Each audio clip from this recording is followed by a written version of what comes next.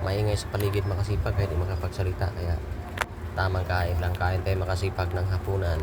Maraming salamat nga pala sa lahat ng aking mga followers, sa lahat ng aking mga subscriber, at sa lahat ng mga nag-like and share ng aking vlog, na kahit wala akong success na pinakita, which is totoo naman, mas maganda mamuhay sa realidad para sa akin kaysa mamuhay na piki, nagmumukhang mayaman, nagmumukhang magaling, pero hindi naman totoo. Yun po yun makasipag. Gusto ko lang na may babahagi yung ngayon makasipag, yung totoo, naghihirap ako ngayon at nagsisikap, yun po yun makasipag. Aanin mo naman yung magandang video, magandang vlog, yun pala ay sa tunay na buhay hindi totoo, which is yun tinitingnan ko makasipag. Kaya para sa akin, mas maganda magsimula ng totoo, yun po yun makasipag, yung aking pinaniniwalaan makasipag. Maingay ngayon makasipag sa paligid, kaya bino-voice over ko lang makasipag. Yun po yung mga binahagi ko makasipag. Wala talaga makasipag sa pangarap yung pag-asinso ng isang tao, kundi sa pag-alaw, pagsisimula, pag-execute, yun po yung makasipag.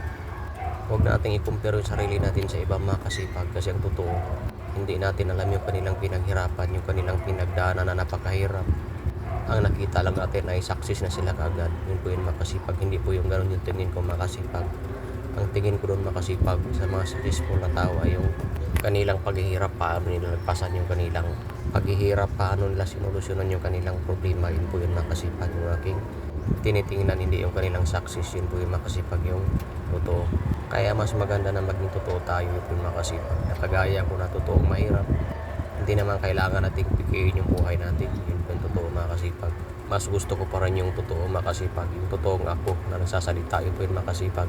Hindi naman ako agin sa mga AI, yun po yung totoo makasipag, dahil napakaganda nga, which is para silang totoo, pero para sa akin makasipag, mas maganda yung tunay makasipag, yung totoong tayo, yun po yung makasipag.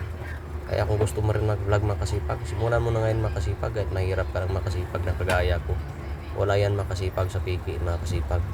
Siya nga pala makasipag, mayroon tayong group makasipag. Kung gusto nyo mag-join makasipag, kung gusto nyo subukang mag-join, join na kayo makasipag sa ating group sa OFW Masipag Group.